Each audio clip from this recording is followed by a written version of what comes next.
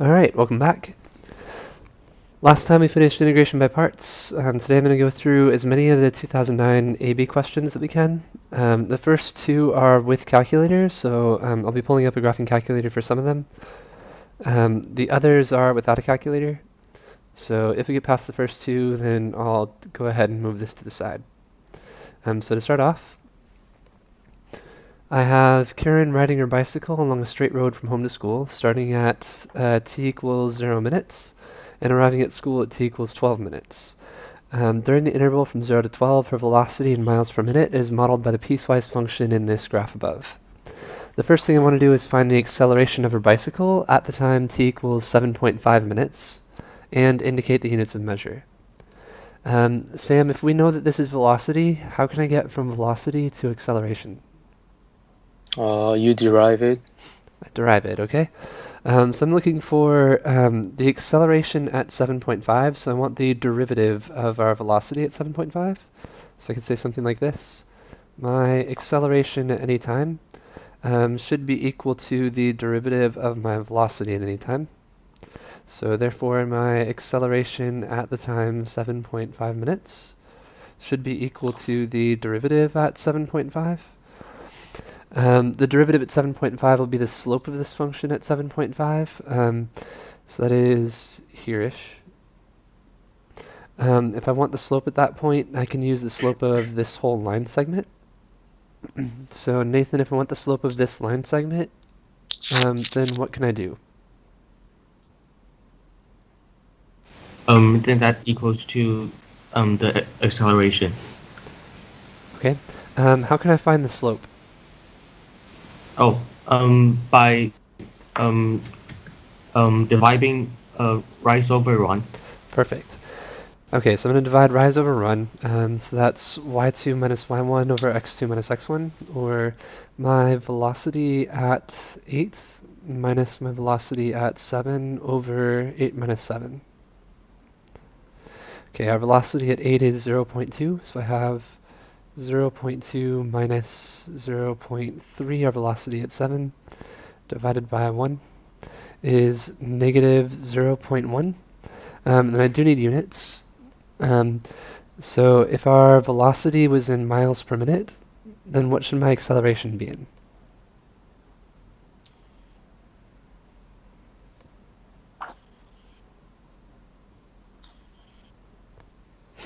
What should the units for acceleration be?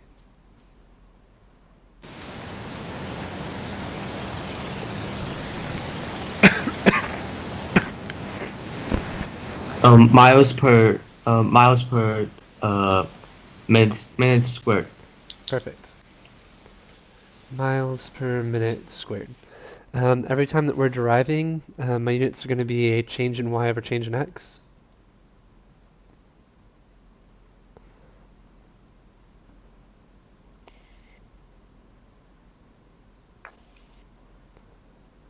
Anytime that we are integrating, we'll multiply our units together.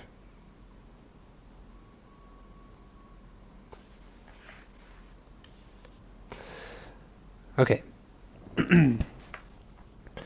So then, for part B, using correct units, we need to explain the meaning of the integral of the absolute value of this velocity in terms of Karen's trip, and then figure out what the value is. So if I just integrate velocity, I would get displacement. What do I get when I integrate the absolute value of velocity instead? Sam, any ideas? The connection had problem. I didn't hear the question. Okay. If you integrate velocity, you get displacement. If I integrate the absolute value of velocity, what will I get? You will get the displacement position. So if I integrate velocity without taking the absolute value, then I would get position. So what is position if we don't care about any of the signs? I'm not sure. Okay, Nathan, help us out. Distance. Total distance traveled, right? So if we take the absolute value before I integrate, then all of these negative velocities will end up becoming positive. So our total graph will look something like this. So like this, where everything in the graph is positive and we don't have this negative part. So if I integrate all of the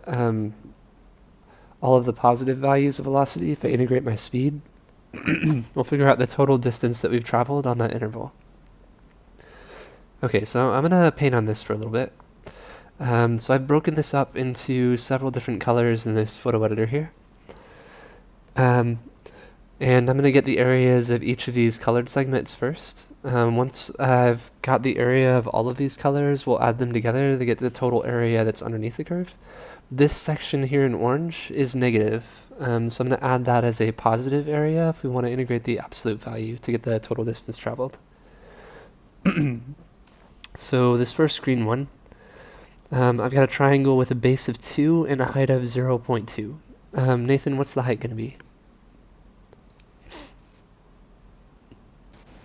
0.4. 0.2. 0.2. Okay, so it's going to be 1/2 of base times height. So that's 2 times 0.2 times 1/2 is 0.2.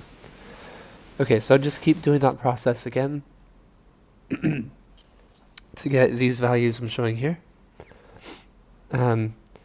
So for this one in pink, I've got a triangle that is a base of 1, height of 3. So that's going to be 1 times 0.3 times 1/2 is 0.15.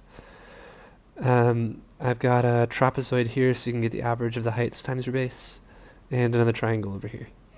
Any questions on how I got these areas? No. No. Okay. So then for part B, I'm going to have to add all of these together. So it'll look something like this. Let me give myself some white space here because I've cut off a little bit of this.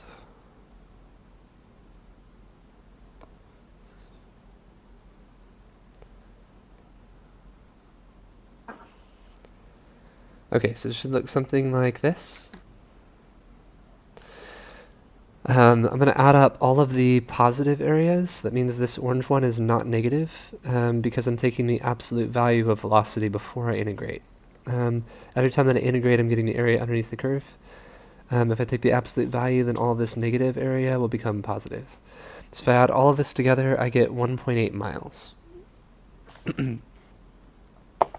I've integrated, so I would multiply my units together. My velocity was in miles per minute. My time is in minutes, so miles per minute times minutes is just miles. Okay, so if that's true, let's see, shift, there we go.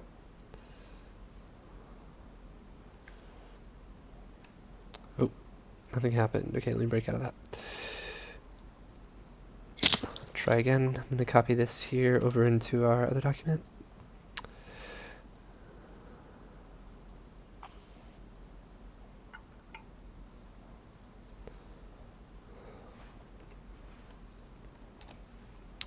Okay, and then I have to explain the meaning in terms of Karen's trip. So this is the total distance traveled between t equals 0 and t equals 12 for Karen. So this is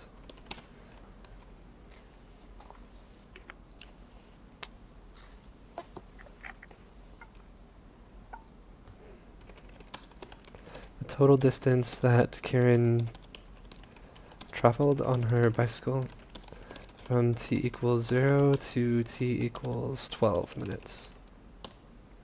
Any questions on what we did for B? No. No. Okay. So jumping down to our third part. Shortly after leaving home, she realized that she left her calculus work at home and returned to go get it. I want to know, at what time did she turn around to go home? So I'm going to throw this up here.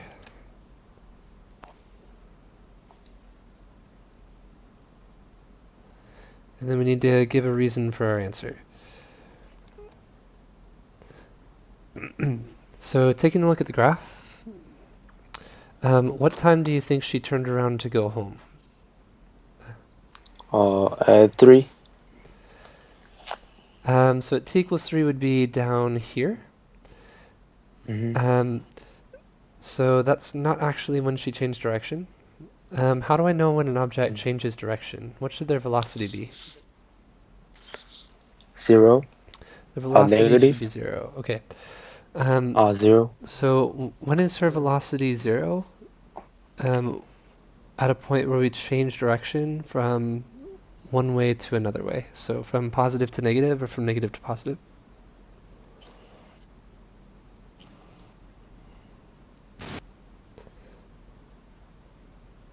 When it touches the x-axis. Okay. So what time? At 2. At t equals 2? Okay, so we have a velocity of 0 here and here. So she was traveling towards the school. That's in the positive direction from 0 to 2, so for the first 2 minutes. Then after 2 minutes, she ends up traveling backwards for the same area. So that means she realized that she had to turn back, and she actually made it all the way back home in order to pick up her stuff. She's at 0, so she's at her house.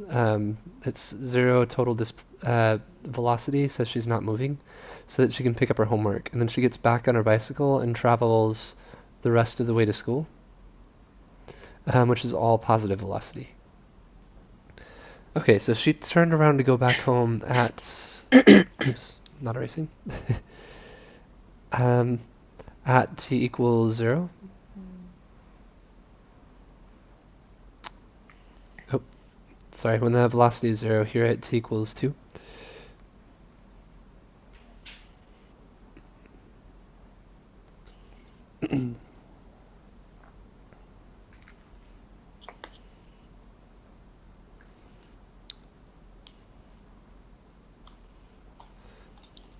I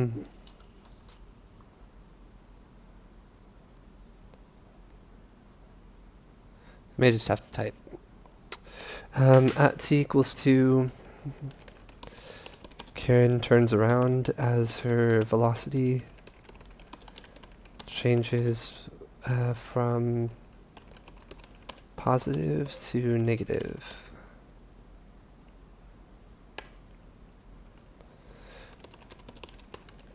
Which indicates that she changed direction. Okay, any questions on part C? No. No. Okay. Jumping down to part D.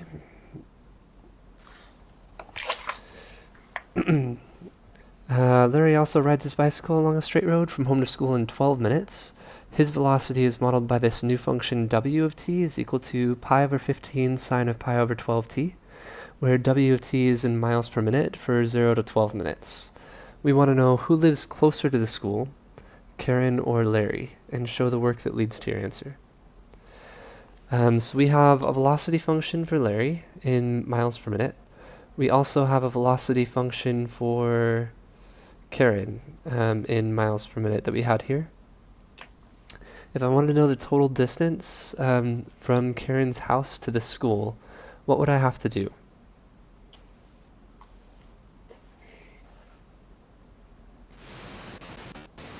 At the area. Add the areas. Do I need to take the absolute value, or should I keep the negative signs? Keep the negative signs. Need to keep the negative signs. So if I take the absolute value, that's the total distance that Karen traveled, but she didn't just go to school, she turned around and went back home. So for all of this area from 2 to 4, going back to our color version, for all this area from 2 to 4, her velocity was negative. Because she changed direction. So I'm not looking for a total distance traveled. If I want the distance from her house to the school, I'm looking for a total displacement at the time that she reached the school, which is 12 for us. Let me copy my answer for C over into our note sheet. And then I'm going to reset our color guide here.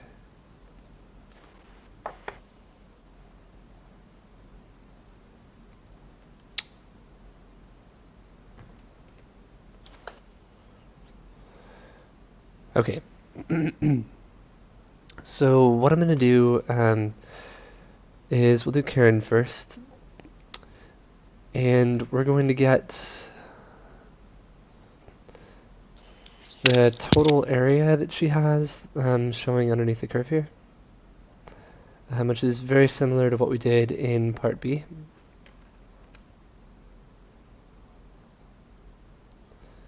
Clear all of this out, actually. Okay. So if I add up all of these areas, my 0.2 and the negative 0.2 will cancel. So I'm left with 0.15 plus the 0.25 is 0.4, plus 0.3 is 0.7, plus the 0.1 is 0.8, plus the 0.6 is 1.2. So I could say this. The integral of vt in terms of time from t equals 0 to t equals 12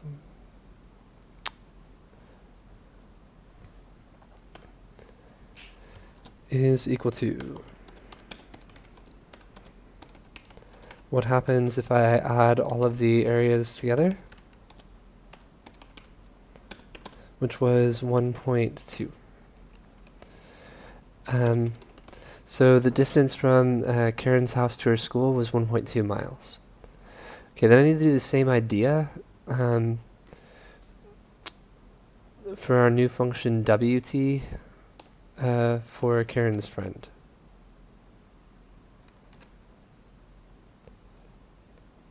So for Larry,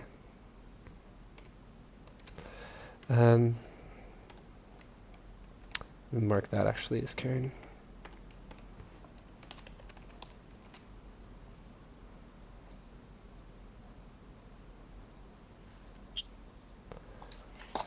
Okay, so what do I need to do for Larry? I have this function for his velocity. How can I use this function for velocity to figure out Larry's distance from the school?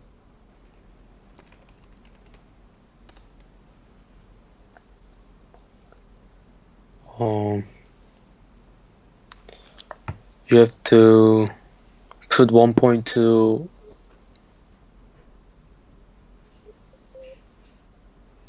You have to.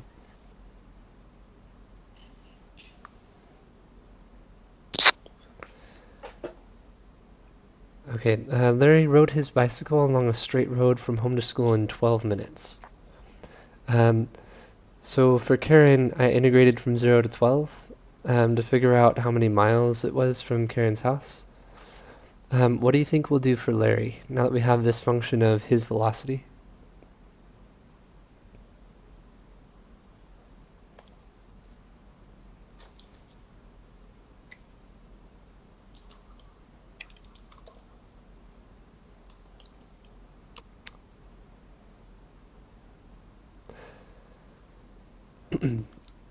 How could I get the distance from Larry's home to the school?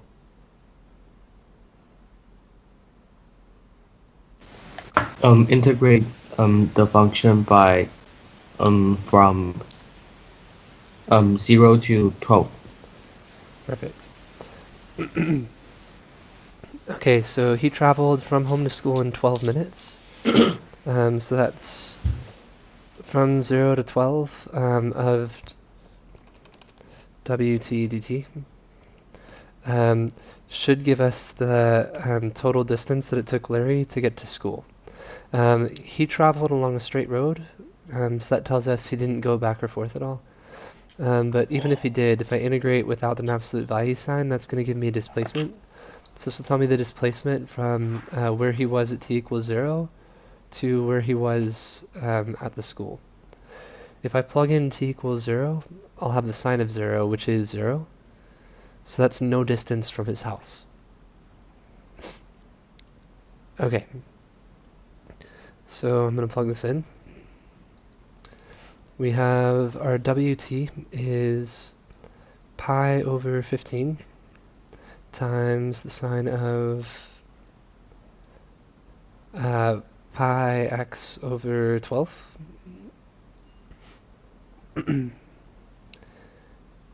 And I want to integrate this function, which is my y1 right now, from 0 to 12. So I'm going to hit math, and then our 9th option down is integrate. So I need to type in an equation, a variable, my lower bound, and my upper bound. So first my equation, I'm going to go to variables, y variables, function y1. So I've just pasted everything we typed into our y equals to graph. So that's my wt, or this. In terms of x, from t equals 0 to t equals 12. And to enter. So Larry was a total of 1.6 miles from his house to the school. Okay, so we can say Karen lives closer to the school.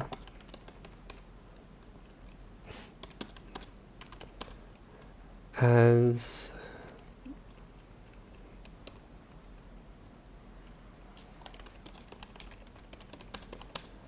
her displacement from t equals 0 to t equals 12 is less than Larry's.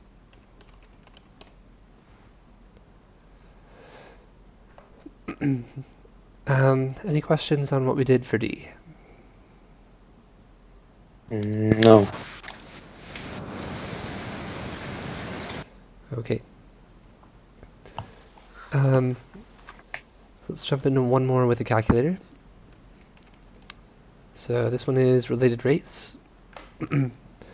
We're told that the rate at which people enter an auditorium for a rock concert is modeled by the function r, which is 1380t squared minus 675t cubed. For 0 is less than or equal to 2 is less than 0 is less than or equal to t is less than or equal to 2 hours. RFT is measured in people per hour.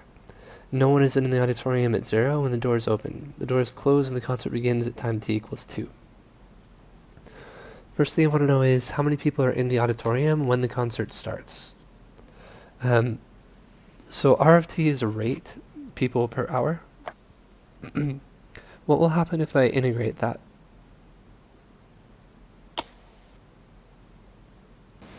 The amount of people.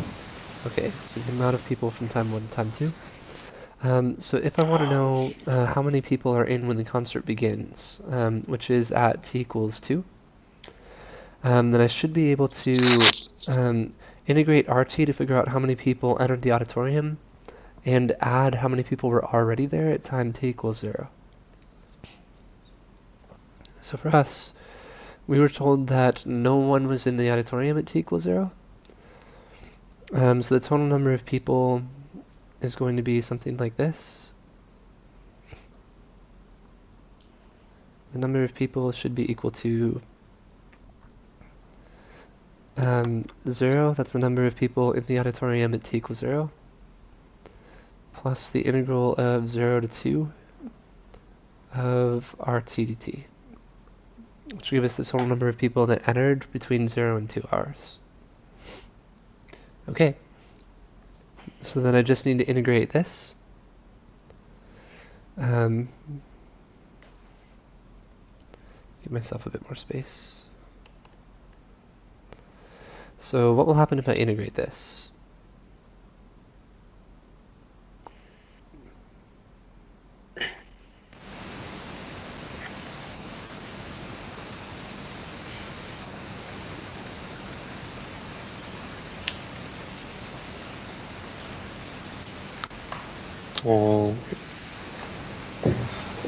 You will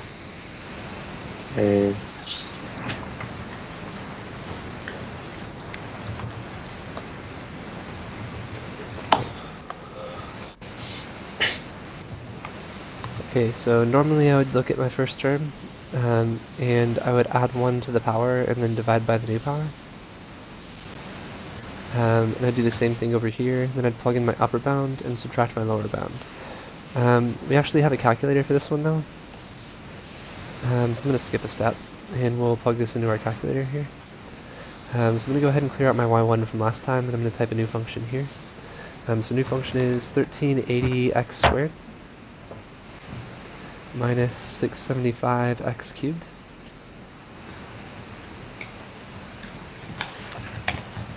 Okay, and that will allow me to integrate, so that's math 9. Our function, variables, y variables, function y1. In terms of x, from x equals 0 to x equals 2. Okay, so our total number of people is equal to 980 people. Any questions on what we did there? No. Okay. Little bit trickier. I want to find out what time the rate at which people entered the auditorium is at a maximum. So I'm looking to maximize my rate. We already have a rate here. What can I do to find the maximum of this function?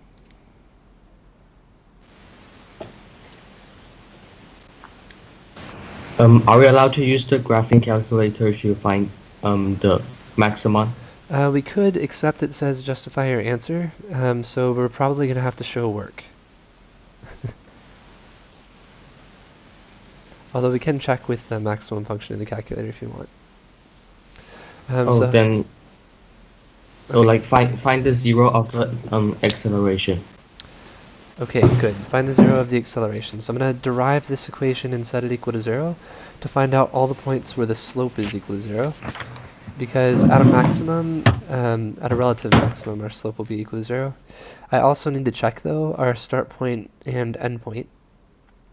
Because it's possible for my start point or end point to actually be higher than any of these relative maximums.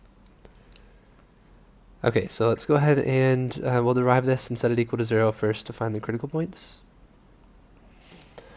So I have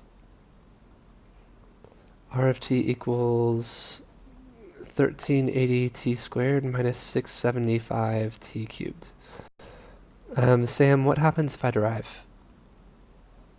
1380 times 2.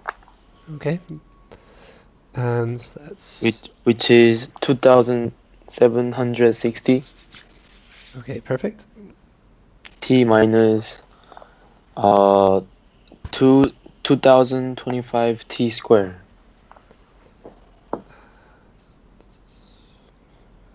Oops.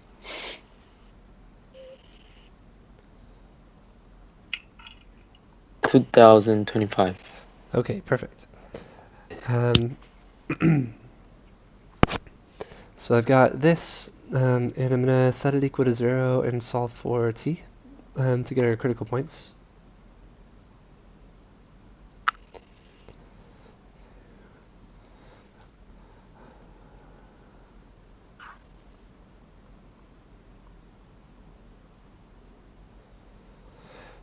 Okay, I do need to be careful here. I don't want to just move this term over to the left side and then cancel t's, because there's really 2 zeros here, not 1. So I'm going to factor out what I can. This would be something like 0 is equal to, factor out a 5t.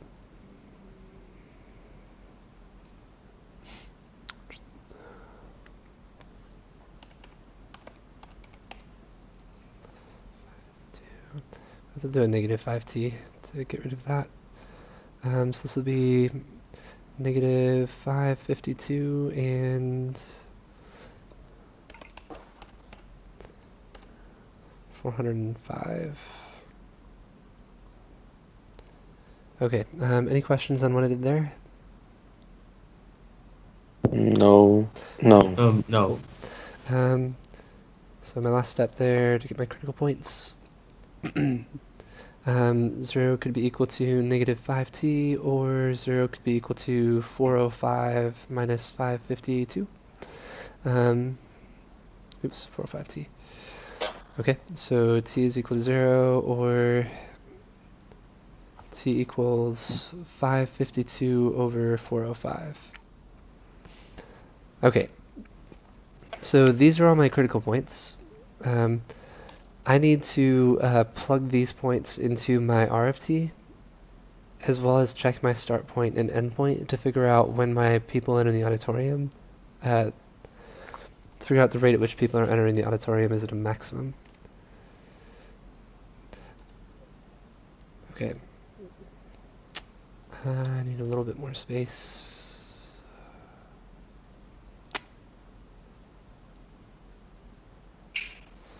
There we go.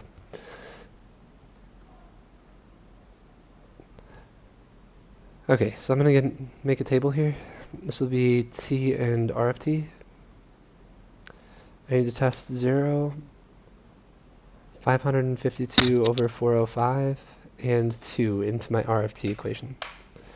Okay, so I'm going to jump into my calculator here. We've already typed in our RFT equation into our calculator for y1. So what I'm going to do is I'm going to get a table of values for 0 and 2, and then calculate a value for 552 over 405.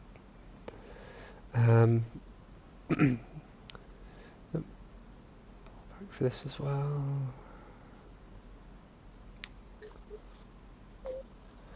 Okay.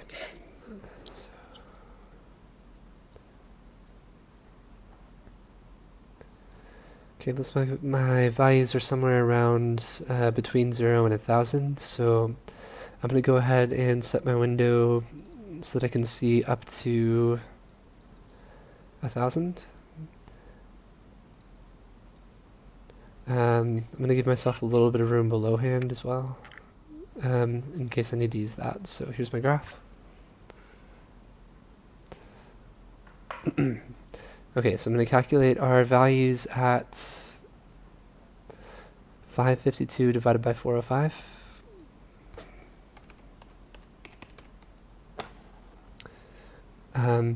Is 854.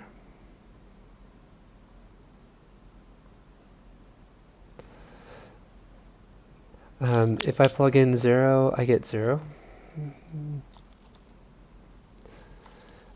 If I plug in 2,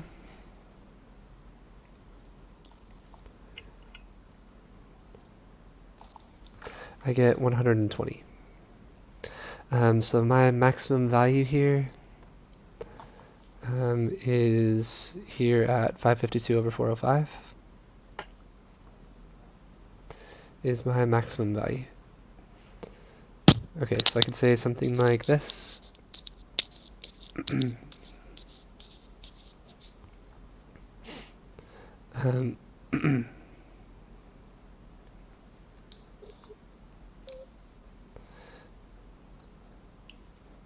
The rate at which people enter the auditorium is at a maximum when t equals 552 over 405.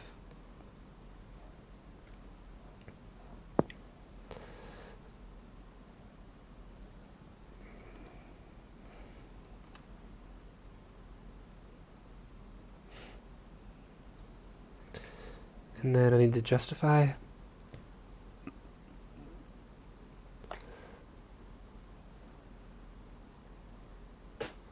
I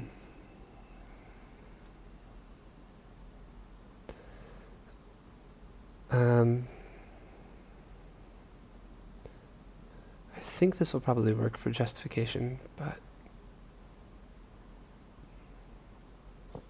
yeah, this should be enough for justification, since I've already proven this is a maximum with my work. So we're all set there. Any questions on part B? Are we allowed to use the calculator to find the points, or should we show like how we get that t equals 120? So you are allowed to use the calculator in order to get these points. You would need to show that you've tested your endpoints as well as any critical points, though. So you do need to show that you derived this and set this equal to 0 in order to get your maximum for your work, and that you tested somewhere t equals 0 and t equals 2. Okay.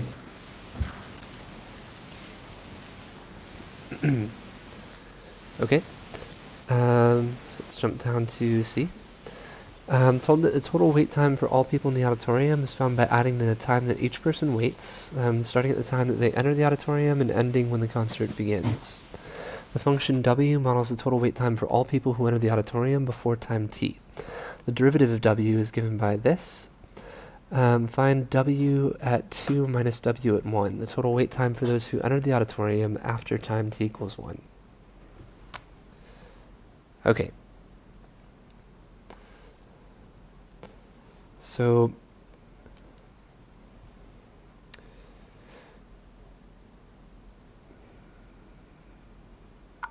I want to find w at 2 minus w at 1. So let me start there. W at 2 minus w at 1 should be equal to, if I know that the derivative is this, I could get from the derivative to w2 minus w1 by integrating from 1 to 2 of w prime of t dt.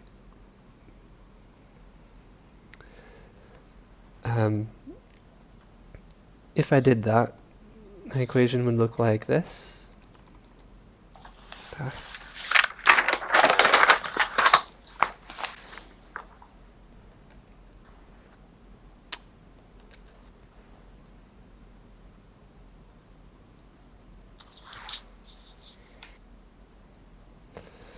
Okay, if I did that, my equation would look like this. I would have to integrate from 1 to 2 of our w prime of t, which is 2 minus t times r of t dt. Okay, then I actually need to solve this. So I'm going to go back into my calculator and we'll do this integral. Right now, r of t is still y1. So when I want to type this out, if I go back to the home screen, I'm going to use our integration function again. So this is math. Our ninth option down is function integrate. My equation is 2 minus x times r of t, which for me is y1. So I'm going to hit variables, y variables, function y1. Okay, so that's our equation. My variables in terms of x. And I'm integrating from t equals 1 to t equals 2. Okay, so I get 387.5. What are my units for this?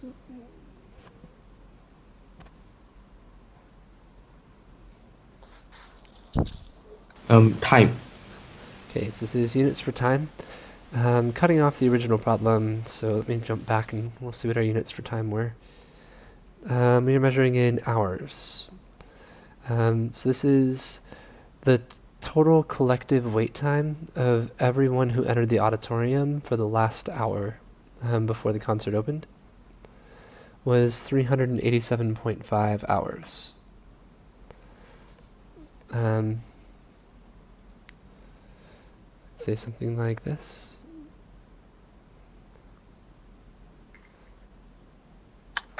The total wait time of everyone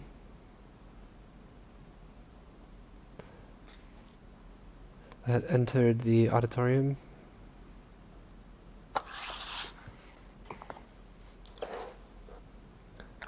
from t equals 1 to t equals 2 was 387.5 hours. Okay. Any questions on part C? No. No. All right. I'll try to clean this up a bit for the people who aren't here.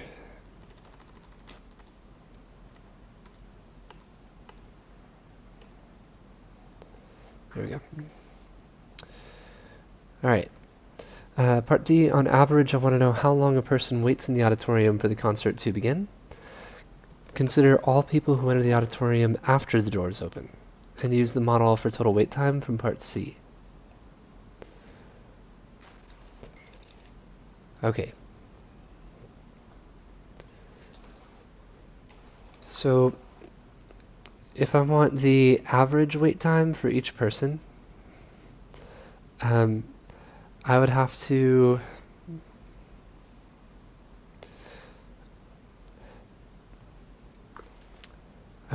end up dividing average wait time per person is equal to the total wait time divided by the number of people.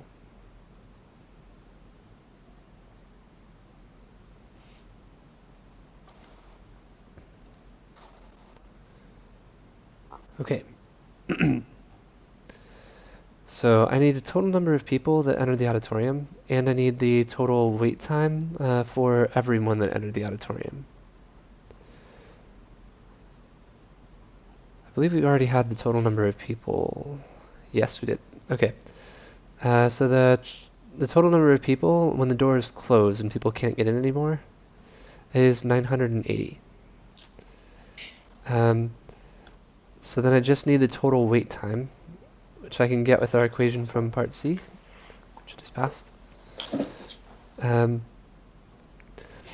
So last time we found the total amount of wait time for everyone that entered during the last hour. I need the total amount of wait time for everyone who entered total.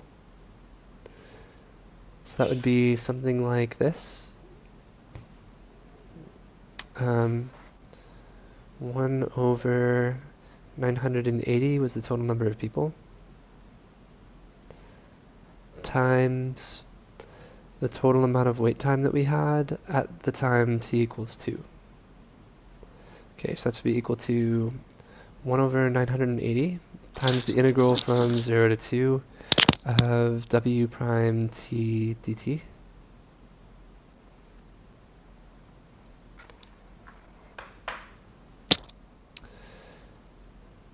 So I'll just need to grab our equation for w prime t from our previous one, and we'll integrate that. So w prime t is 2 minus t times r of t.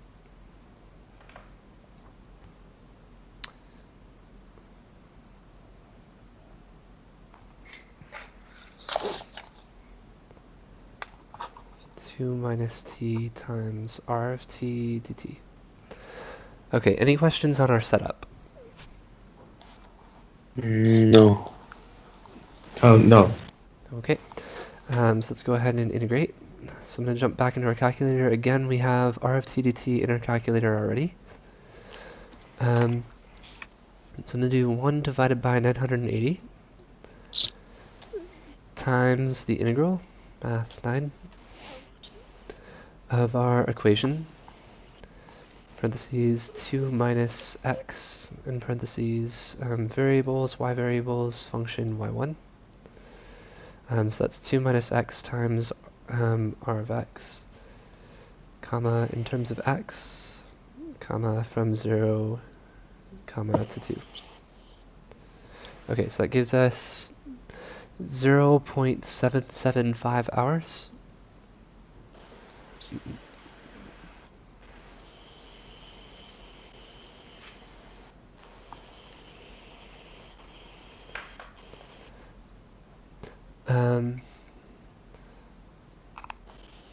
So we could say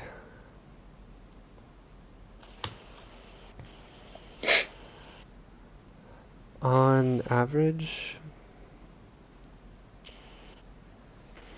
each person entering the auditorium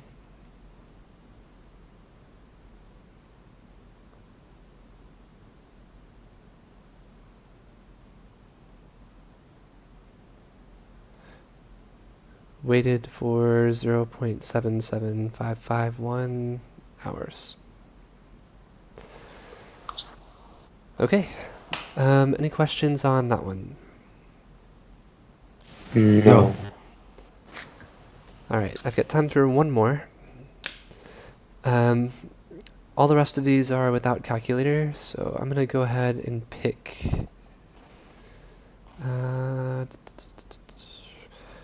you guys are pretty good on integrals, area and volume. This is kind of similar to the related rates one we've already done, so I'm going to skip that one.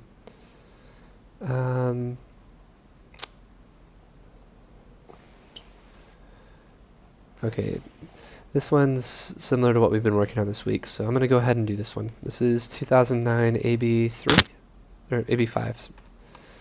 There's a Riemann sum involved, so... okay. So I have f, which is a function that's twice differentiable for all of our real numbers. The table above gives values for f at selected points in the closed interval from 2 to 13.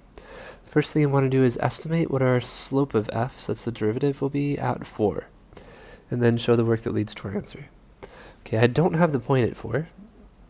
So how can I get an estimate for the derivative?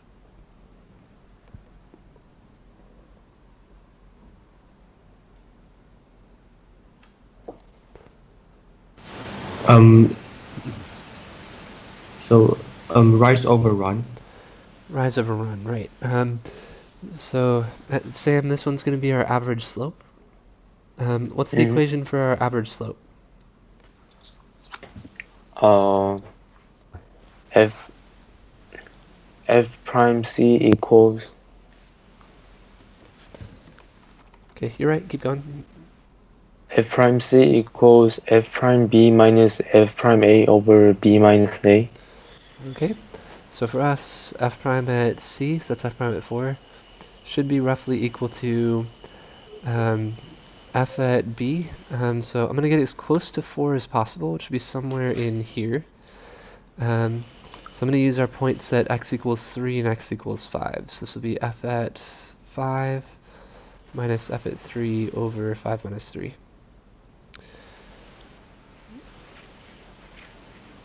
Okay. So f at 5 is negative 2, so I've got negative 2 minus f at 3 is 4, over 5 minus 3 is 2, or negative 6 over 2 is negative 3.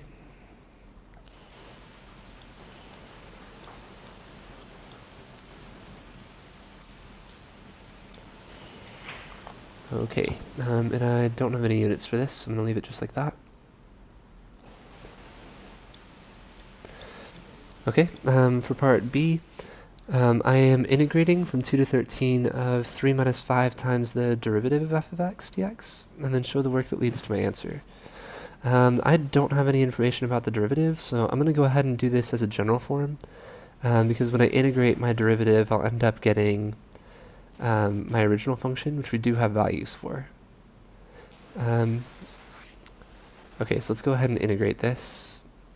If I integrate from 2 to 13, 3 minus 5 times f prime of x. Sam, what happens if I integrate 3?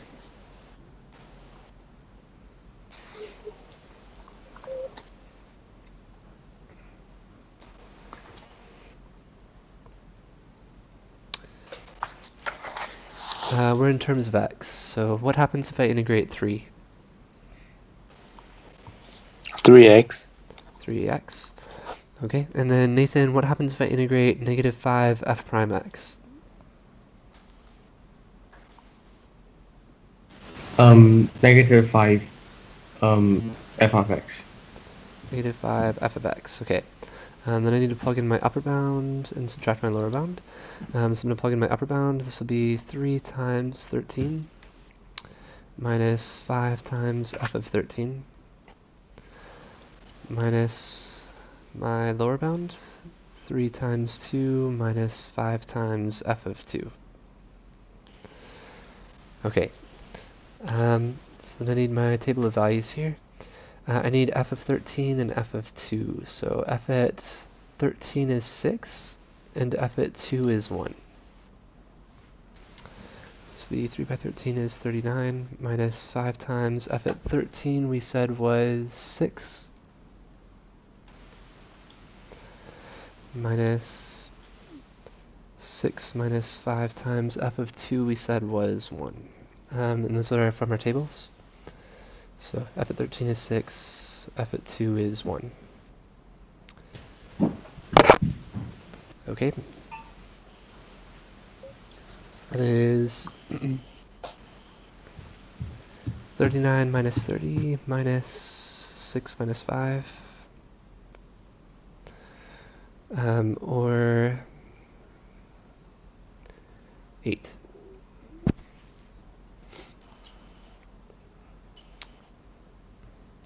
Okay.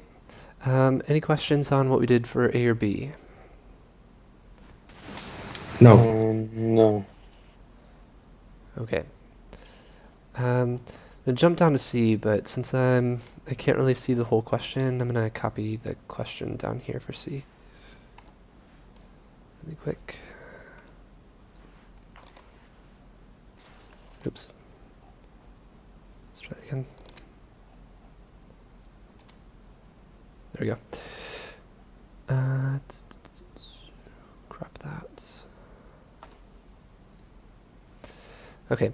So for part C, I need to use a left-hand Riemann sum with subintervals indicated by the table to estimate our integral of f of x from 2 to 13. So if this is a left-hand Riemann sum, I'm going to draw my boxes. I'm going to have rectangles that we're going to use to estimate the area underneath f of x. Sam, for my first rectangle, if this is a left-hand Riemann sum, what is the height of the first rectangle? The height would be 1. 1, perfect. So left-hand Riemann sum means I'm using heights from the left. So my first rectangle is from x equals 2 to x equals 3 is a base of 1 times 1 for my height is 1. Okay, Nathan, what's going to happen for our next rectangle?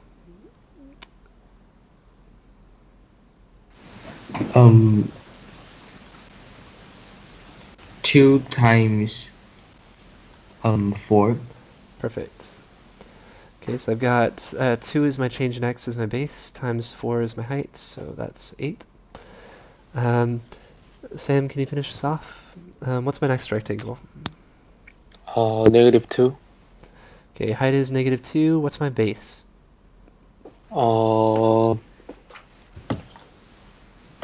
It's My base 3. is, right, so that's 3 times -2 is -6. 6. What about the last one? The height is 3, Okay. and the x would be 5. Okay, so change in x is 5, height is 3. So what's our area? 5 times 3 is 15. 15, perfect. Okay, so I would do something like this. If I was to integrate f of x from 2 to 13, it should be roughly equal to 1 times 1 plus 2 times 4 plus 3 times -2 plus 5 times 3, or 1 plus 8 minus 6 plus 15 gives us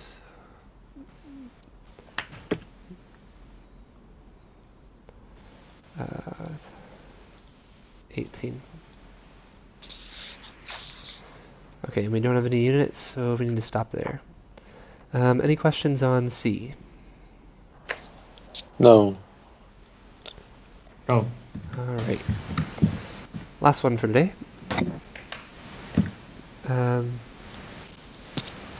Copy our equation again and give us a lot of space for this one.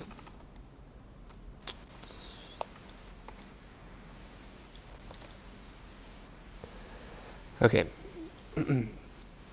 So suppose f prime at 5 is 3, and our second derivative is negative, so that means we are concave down.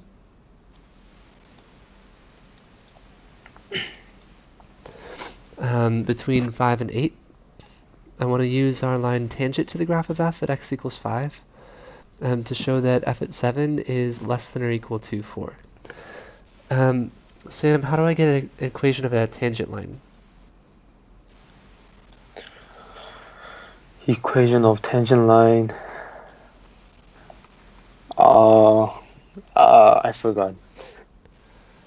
Okay, so a tangent line, y minus b is equal to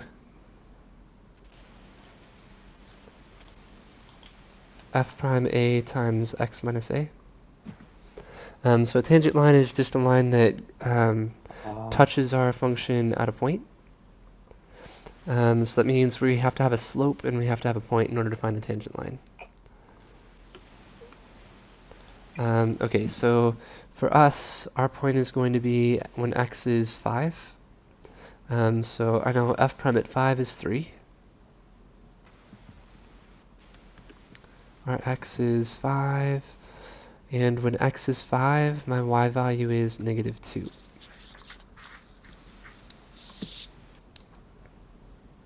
So y minus negative 2 is y plus 2. Okay, this is my tangent line equation.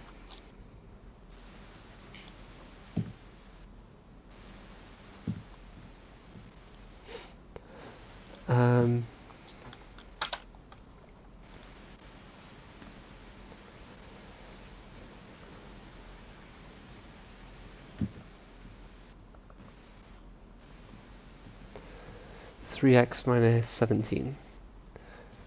Okay, so our tangent line is positive, with a positive slope.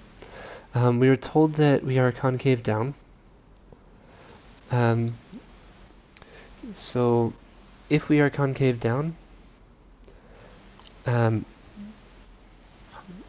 means this tangent line is going to be above the graph. I want to prove that f of 7 is, I want to prove that f of 7 is less than or equal to 4. So if I use our tangent line to plug in x equals 7,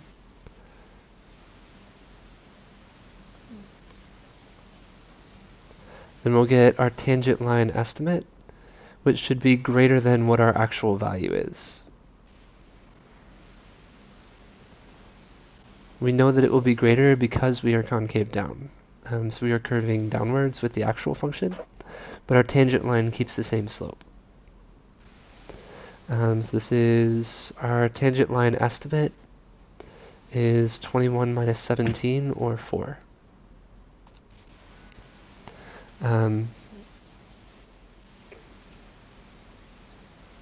Since we are concave down, that means our second derivative is less than 0.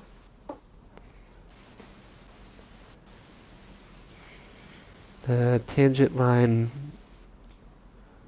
overestimates the value of f of x.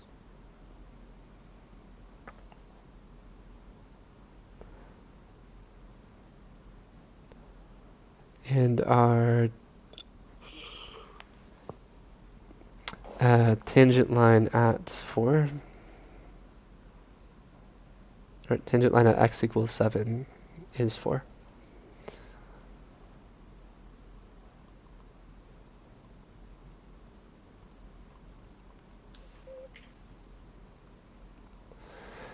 Okay, I'm going to do the same idea for the secant line.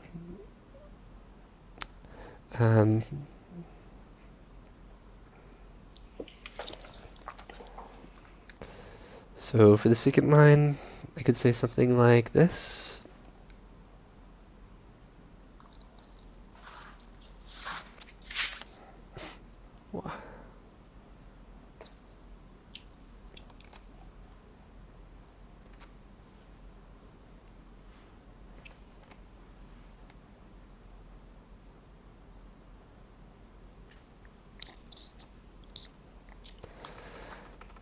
Okay, so a secant line is a line that cuts through a function instead of just touching the function at a point. So if I had 2 points A and B, our secant line would cut through the function and go between them.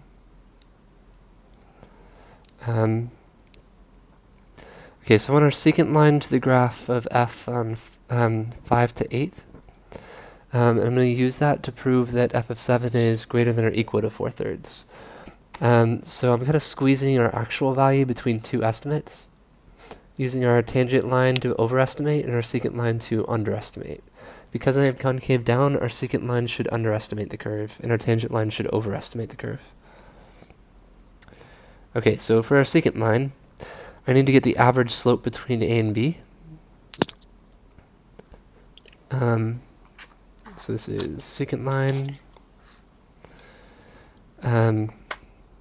My derivative of the secant line at 7 should be roughly equal to f at 8 minus f at 5 over 8 minus 5.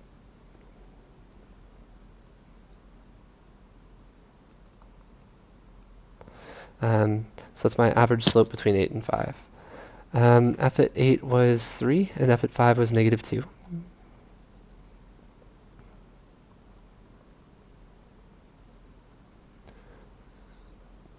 Minus negative 2 over 3, or 5/3 is our estimate for our slope of the secant line. So then I'm going to use that in our general equation for a line. Y minus b is equal to our slope. So for 5/3 times x minus a.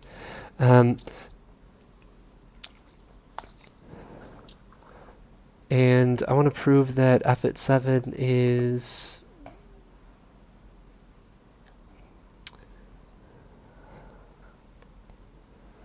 greater than or equal to 4 over 3.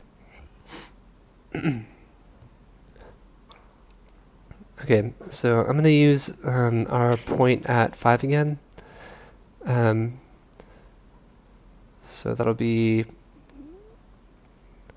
5/3 x minus 5 is equal to y minus our y value at 5, which was negative 2. Okay. 5 over 3x minus 25/3 minus 2. It's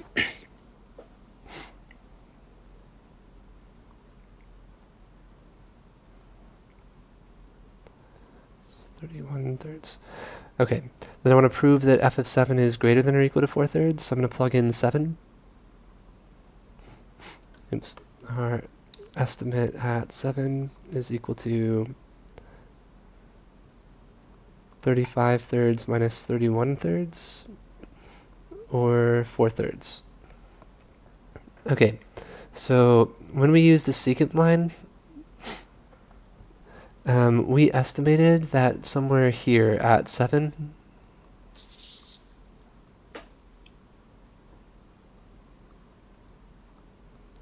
we would get y equals 4/3.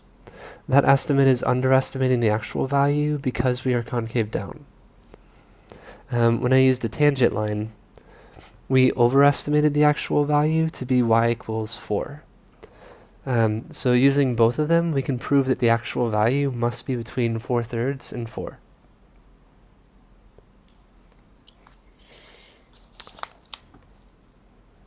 Okay.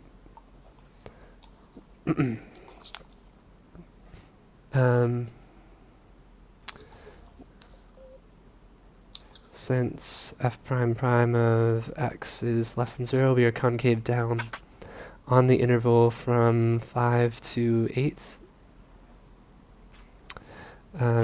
F of x must be greater than 4/3 as the secant line. Oops. Not f of x. F at 7 specifically. F at 7 must be greater than 4/3 as the secant line approximation at x equals 7 is 4/3. Okay. Any questions on the last part? So how we squeeze the Uh, actual answer between our overestimate using the tangent line and our underestimate using the secant line.